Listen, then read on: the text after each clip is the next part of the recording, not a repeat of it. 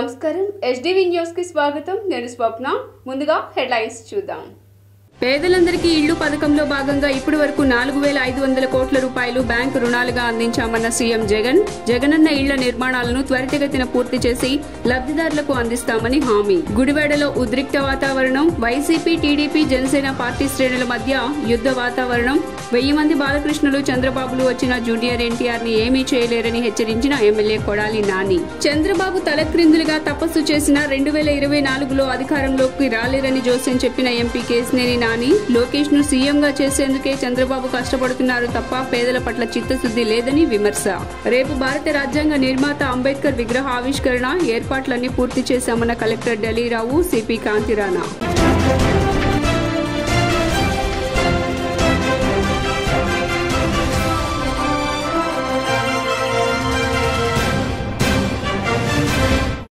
ఇక డీటెయిల్స్ చూస్తే అక్క చెల్లెమ్మలకు పావలా వడ్డీ రుణాలు ఇప్పించామని సీఎం జగన్మోహన్ రెడ్డి అన్నారు 12.77 లక్షల మంది అక్క చెల్లెమ్మలకు పావలా వడ్డీ రుణాలు ఇప్పించామని ఈ దఫాలో 4.07 లక్షల మందికి వడ్డీ రియంబర్స్మెంట్ కింద 46.9 కోట్లు ఇవాళ విడుదల చేస్తున్నామని ముఖ్యమంత్రి వైఎస్ జగన్మోహన్ రెడ్డి అన్నారు ఈ మేరకు గురువారం తాడేపల్లిలోని క్యాంపు కార్యాలయం నుంచి బటన్ నొక్కి బ్యాంకు ఖాతాల్లో జమ చేశారు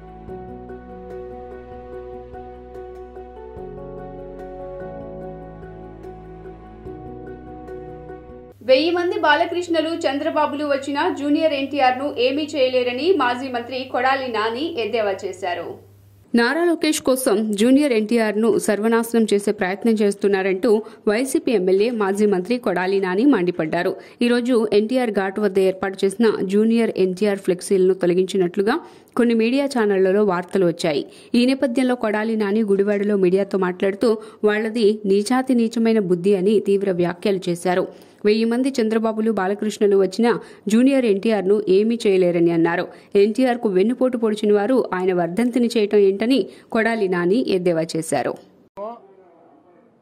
చంద్రబాబు కోసం దించారు జూనియర్ ఎన్టీఆర్ ను సిగ్గు లేకుండా బాలకృష్ణ మళ్ళీ అల్లుడి కోసం లోకేష్ పప్పుగడి కోసం సర్వనాశనం చేసేటువంటి కార్యక్రమం పెట్టుకున్నారు ఇటువంటి బాలకృష్ణలో ఇటువంటి చంద్రబాబు నాయుడు 1000 మంది వచ్చినా కూడా జూనియర్ ఎన్టీఆర్ ఊడిపోయినటువంటి ఇంటర్ కూడా పేర్లేరు సార్ వచ్చే ఎన్నికల్లో కొడాలి నానికి డిపాజిట్లు కూడా రావు అని చెప్పేసి టీడీపీ నేతలు ఇవాళ సభ ద్వారా మేము ప్రూవ్ చేస్తామని చెప్పి టీడీపీ నేతలు చంద్రబాబు 2014 ఎన్నికల ముందు 3 సభలు పెట్టాడు గుడివాడలో అప్పుడు కూడా ఏ సొల్లు కబుర్లు కాకపోతే పోటీ చేసే అభ్యర్థులు మారారు వచ్చి ప్రగల్భాలు చెప్పే సొల్లుగాళ్ళు మారారు 2019 ఎన్నికల్లో కూడా కొడాలి నానికి డిపాజిట్ లేకుండా చేస్తానని 3 మీటింగులు పెట్టి ఇటువంటి సొల్లు కబుర్లు ఈ సొల్లు నా కొడుకులు సొల్లు పోరానని చెప్పారు మళ్ళీ 2024 వచ్చింది మళ్ళీ అభ్యర్థులు మారారు మళ్ళీ మాట్లాడేవాళ్ళు మారారు ఈ గుంటనక్క మాత్రం వీడు ఎట్టాగా ఉన్నాడు ఇప్పుడు 2 మీటింగులు అయినాయి ఇది 3వ మీటింగ్ పెడతాడు ఎన్నికల్లోపు నా ఊడిపోయిన ఇంటర్ కూడా పేర్లేరు కృష్ణా జిల్లాలో వైసీపీ ఖాళీ అయిపోతుందని కూడా చెప్తున్నారు సార్ మొత్తం జాయినింగ్స్ వరుసగా ఉన్నాయి ఎక్కడ పెట్టుకోవాలి ఎక్కడో పెట్టుకోమనండి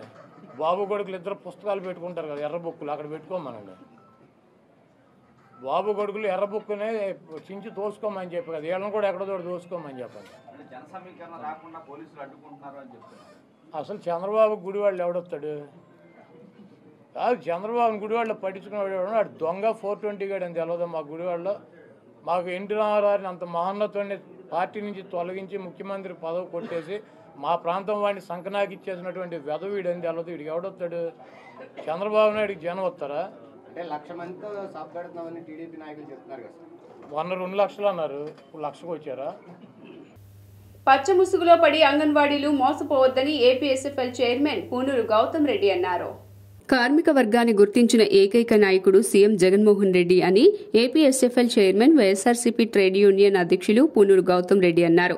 అంగన్వాడీలు తమ సమస్యలు పరిష్కారం కోరుతూ 55,000 కేంద్రాల్లో 3.6 లక్షల మంది కార్మికులు నిరసన కార్యక్రమాల్లో పాల్గొంటారని అన్నారు. ఇప్పటి వరకే వారి సమస్యలపై ప్రభుత్వం సానుకూలంగా స్పందించిందని, సమ్మెను మాని విధుల్లోకి రావాలని కోరారు. అధికారంలోకి రాగానే మున్సిపల్ కార్మికులకు జీతాలు పెంచారని, కార్మిక వ్యవస్థను గుర్తించి అనేక పథకాలు తెచ్చారని గుర్తు చేశారు. అంగన్వాడీల కోర్కెలు సబబే అయినా ప్రతి ఏడాది జీతం పెంచాలి అంటే ప్రభుత్వం అధికారికంగా ఆర్థిక భారం పడుతుందని చెప్పుకొచ్చారు. ప్రభుత్వం అవలంబిస్తున్నటువంటి విధానంలో జగన్మోహన్ రెడ్డి గారు కార్మిక పక్షపాతిగా స్పష్టమైనటువంటి పద్ధతిలో ఆయన కార్యక్రమాలు నిర్వహించుకోవడం జరుగుతోంది. ఈ కార్యక్రమాల నిర్వహణ బాధ్యత చేపట్టినటువంటి తర్వాత, పాదయాత్ర తర్వాత వచ్చినటువంటి సందర్భంలో మొట్టమొదటిగా చేసినటువంటిది మున్సిపల్ కార్మికులు పడుతున్నటువంటి ఇబ్బందులను గ్రహించి వారికి జీతాలు పెంచడం అనేటువంటి జరిగింది. అదే పద్ధతిలో ఈ ప్రాంతాల్లో ఎక్కడైతే ఉన్నారో, ఏ ప్రాంతాల్లో ఉన్న కార్మిక వ్యవస్థ ఎక్కడైతే ఉందో ఆ వ్యవస్థనంతటినీ గుర్తించడం అనేది జరిగింది.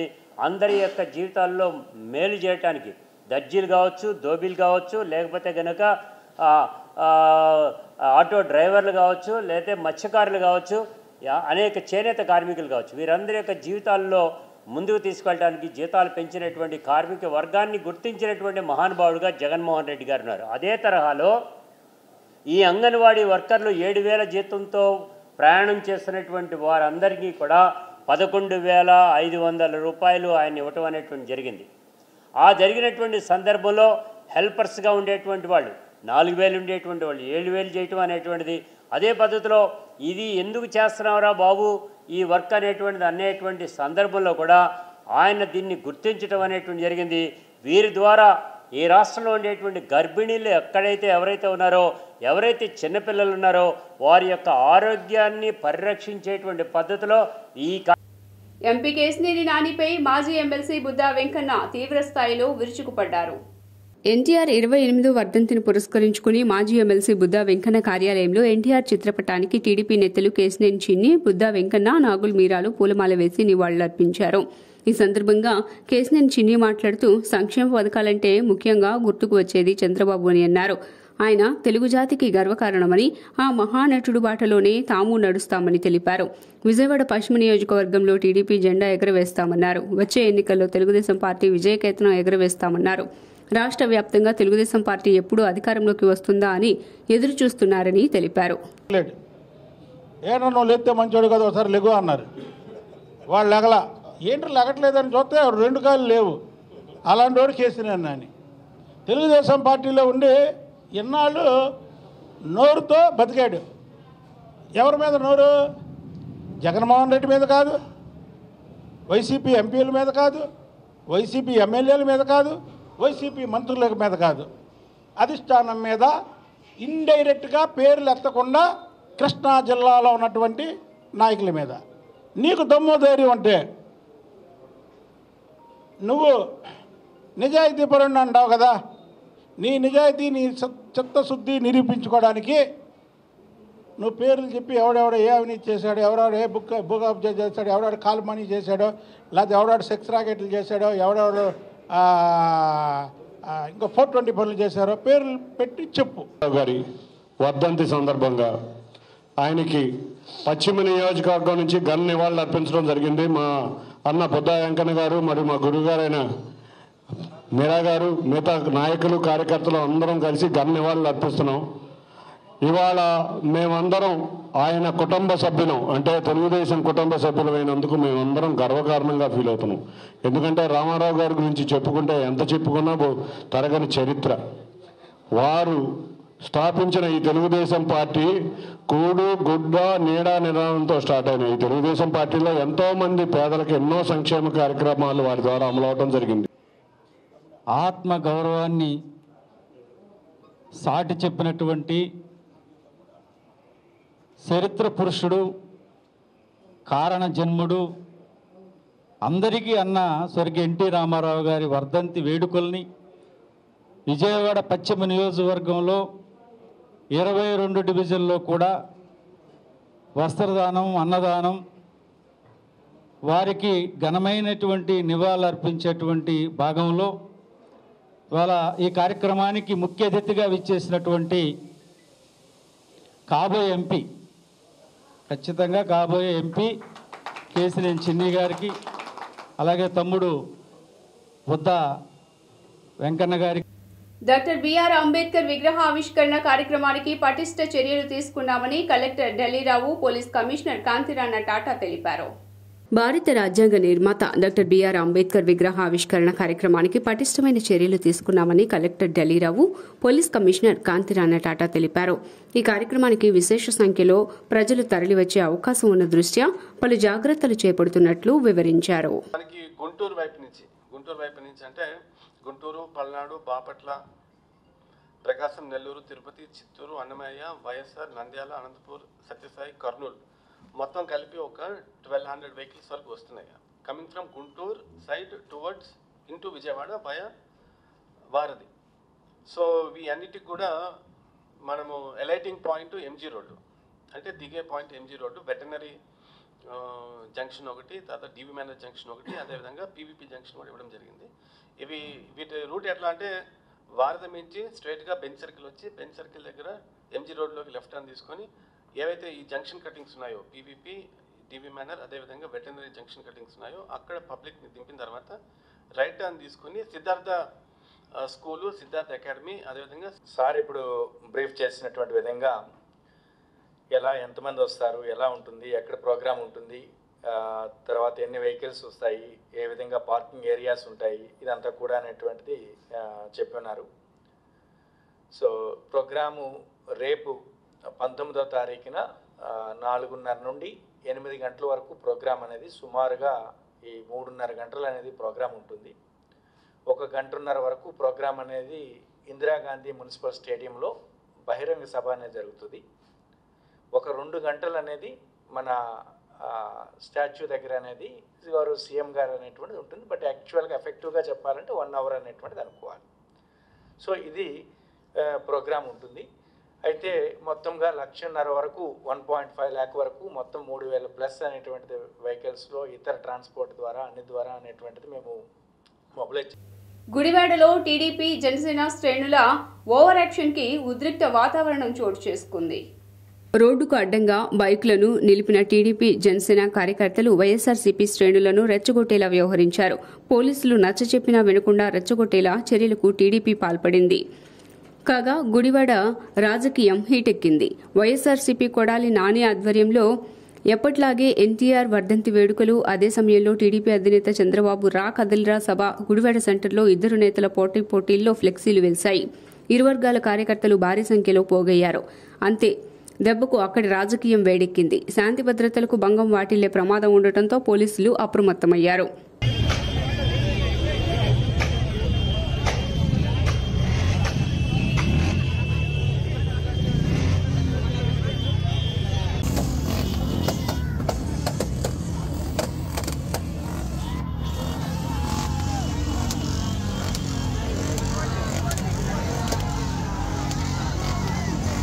చంద్రబాబు తలక్రిందులుగా తపస్సు చేసిన 2024లో అధికారంలోకి రాలేరని ఎంపీ కేసినేని నాని జోస్యం చెప్పారు.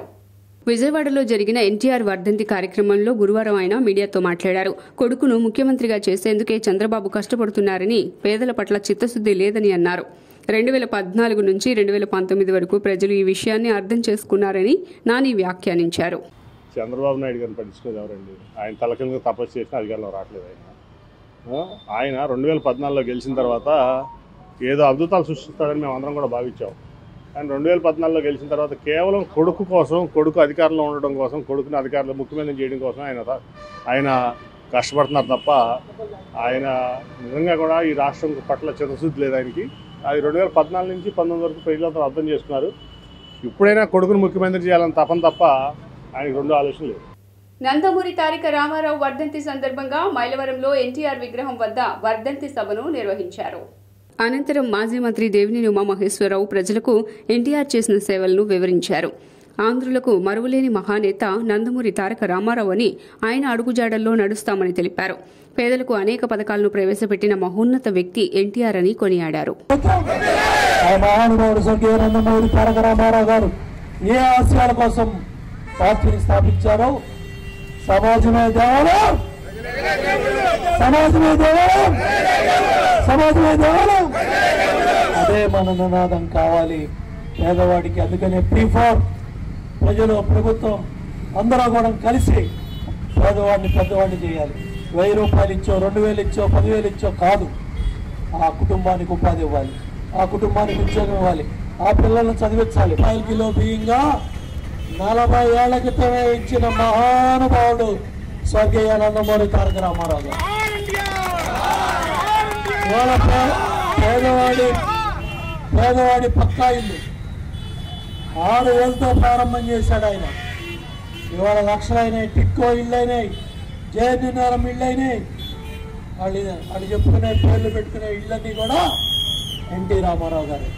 గతంలో ఎండాకాలంలో గుడిసె తగలబడితే 100 రూపాయలు, 10 బొంగులు, 100 తాటాకులు ఇచ్చే సంస్కృతి నుంచి పక్కా ఇళ్లు కట్టిన చరిత్ర.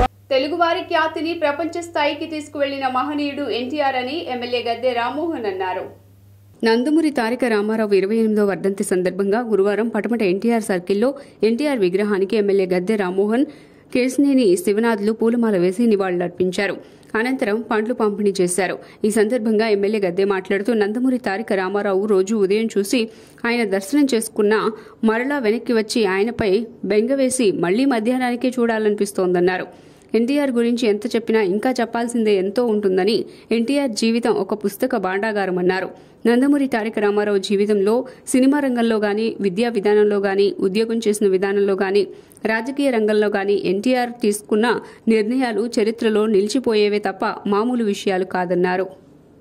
తారక రామారావు గారి వర్ధంతి సందర్భంగా ఆయన ఘనమైన నివాళులర్పిస్తూ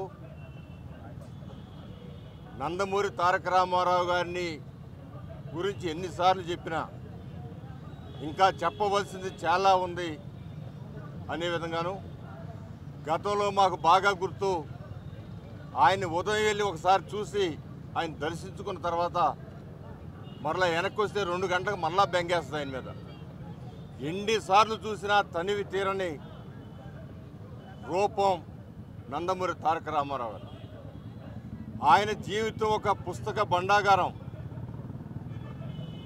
ఆయన పుట్టిన దగ్గర నుంచి ఆయన బాల్యం చూసుకున్నా, లేకపోతే చదువుకునే రోజులు చూసుకున్నా, ఆ తర్వాత ఉద్యోగం చేసే రోజులు చూసుకున్నా, లేకపోతే సినీ. ఇవాళ మన ఆరాధ్య దైవం, ఆంధ్రుల అభిమాన నటుడు, తెలుగుదేశం వ్యవస్థాపకుడు మన నందమూరి తారక రామారావు గారి వర్ధంతి సందర్భంగా మేము తెలుగుదేశం నాయకులం, శ్రేణులు ఆయనకి ఘన నివాళులు అర్పిస్తున్నాం. అంతేకాకుండా రామారావు గారి గురించి మనం ఎంత చెప్పుకున్నా తక్కువే. ఆయన యొక్క ఒక పాఠ్య పుస్తకం ఆయన జీవితం. ఎన్నో కష్టాలు ఎదుర్కొని సినీ రంగంలో మగటం లేని మహారాజులాగా వెలిగి, అంతేకాకుండా రాజకీయ రంగంలో కూడా ఎదురులేని నాయకుడిగా నిలిచిన ఏకైక నాయకుడు ఆయన. ఏ రంగంలో ఉన్నా ఆయన అగ్రగామిగా నిలిచారు. అటువంటి వ్యక్తికి మేమందరం వారసులు అవున. ఎన్టీఆర్ వర్ధంతి సందర్భంగా ఆ పార్టీ అధినేత చంద్రబాబు నాయుడు నివాళులర్పించారు. ఎన్టీఆర్ స్ఫూర్తిగా అందరం కదిలి తిరిగి రామరాజ్య స్థాపనకు కృషి చేయాలని పిలుపునిచ్చారు. బలహీన వర్గాల అణిచివేత, పేదలను ఇంకా పేదలుగా మారుస్తున్న పాలన, సమాజంలో ఏ ఒక్కరికి దక్కని భద్రతలతో తెలుగు నేల అల్లాడుతోందని ఎన్టీఆర్ ఆనాడు తెలుగుదేశం పిలుస్తోంది, రా కదలిరా అని ఇచ్చిన పిలుపును స్ఫూర్తిగా తీసుకుని రా కదలిరా కార్యక్రమానికి పిలుపునిచ్చానని చంద్రబాబు పేర్కొన్నారు. తెలుగు ప్రజలారా రండి, ఆనాటి రామన్న రాజ్యాన్ని తిరిగి సాధించుకుందాం, ఎన్టీఆర్కు అసలైన నివాళులర్పిద్దామని చంద్రబాబు పిలుపునిచ్చారు. ఎన్టీఆర్ వర్ధంతి సందర్భంగా సింగనగర్లో టీడీపీ నాయకులు ఎన్టీఆర్కు ఘన నివాళులర్పించారు. పార్టీని స్థాపించిన అనతి కాలంలోనే ముఖ్యమంత్రి పదవి చేపట్టి పేద ప్రజల సంక్షేమం కోసం అనేక పథకాలు అమలు చేసిన గొప్ప వ్యక్తి అని ఈ సందర్భంగా వారు కొనియాడారు. తెలుగుదేశం పార్టీ వ్యవస్థాపకులు, మాజీ ముఖ్యమంత్రి వర్యులు స్వర్గీయ నందమూరి తారక రామారావు 28వ వర్ధంతి సందర్భంగా సింగనగర్ పైపుల్ రోడ్లో ఎన్టీఆర్ విగ్రహానికి నివాళులర్పించి పేదలకు పండ్లు పంపిణీ కార్యక్రమాన్ని చేపట్టారు. ఈ కార్యక్రమానికి ముఖ్య అతిథులుగా టీడీపీ పొలిట్ బ్యూరో సభ్యులు, సెంట్రల్ నియోజకవర్గ మాజీ శాసనసభ్యులు బోండా ఉమామహేశ్వరరావు, తెలుగుదేశం పార్టీ సీనియర్ నాయకులు కేశినేని చిన్ని విచ్చేశారు. తెలుగు ప్రైడ్ స్వర్గీయ నందమూరి తారక రామారావు 28వ వర్ధంతి సందర్భంగా తెలుగు జాతి ఆ మహానుభావుడికి ఘన నివాళులు అర్పిస్తూ ఉంది. ఎందుకంటే ఆ మహానుభావుడు సినీ రాజకీయ జీవితాన్ని వదులుకొని తెలుగు ప్రజల కోసం తెలుగుదేశం పార్టీని పెట్టి ఈ రాష్ట్ర రాజకీయాల్లో తెలుగు రాజకీయాల్లో విప్లవాత్మకమైనటువంటి మార్పులు తెచ్చినటువంటి వ్యక్తి అన్న ఎన్టీఆర్ గారు. సంక్షేమ పథకాలకు అర్థం తెచ్చింది అన్న ఎన్టీఆర్. ఎందుకంటే పేదవాళ్ళకి 30 రూపాయలు పింఛను ఇచ్చినటువంటి ఆ మహానుభావుడు ఎన్టీఆర్ మొదలుపెట్టిన పింఛను ఇవాళ 3000 అయిందంటే తెలుగుదేశం పార్టీ దానికి కారణం అని సందర్భంగా గుర్తు చేస్తూ ఉన్నా. అంతేకాదు పేదవాళ్ళకి పక్కా గృహాలు, పేదవాళ్ళకి ఎస్సీలకి వెనుకబడిన బీసీ తరగతులకి రాజకీయ ప్రాధాన్యం కానీ ఆర్థికంగా వాళ్ళని అభివృద్ధి చేయడం కానీ చేసింది ఆ మహానుభావుడు ఎన్టీఆర్. ఈ రోజున తెలుగుదేశం పార్టీ ఆధ్వర్యంలో దేశంలో ఎక్కడా లేని విధంగా ఏపీలో నకిలీ ఓటర్ కార్డుల తయారీ కుంభకోణం జరిగిందని బీజేపీ రాష్ట్ర కార్యదర్శి మట్టా ప్రసాద్ ఆరోపించారు. వైకాపా ప్రభుత్వం అధికార యంత్రాంగాన్ని లోబర్చుకుని రాష్ట్రంలోని అన్ని పోలింగ్ బూతుల పరిధిలో ఓటర్ల సమాచారం సేకరించి అందుబాటులో లేని వారి స్థానంలో ఇతరుల ఫోటోలు అతికించి నకిలీ ఐడీలు సృష్టించినట్లు తెలియజేశారు. యంత్రాంగాన్ని ఎలా అయితే దుర్వినియోగం చేసిన చర్యలకి ముందు అడ్డుకట్టగా వేసిన ఒక ప్రయత్నంలో మొదటి మెట్టు భారతీయ జనతా పార్టీ ఎక్కినట్టుగా మేము భావిస్తూ ఉన్నాం. అలాగే ఇది ఇక్కడితో ఆగలేదు. మాకున్న సమాచారం ప్రకారం కేంద్ర ఎన్నికల సంఘం సుమారుగా 25 జిల్లాల ఆర్ఓల లాగిన్లపైన, అలాగే ఎన్నికల విధులు రాష్ట్రంలో నిర్వహించే రాష్ట్ర ప్రభుత్వ అధికారుల అందరి లాగిన్లపైన ఒక డీటెయిల్డ్ స్క్రూటినీ చేస్తున్నారు.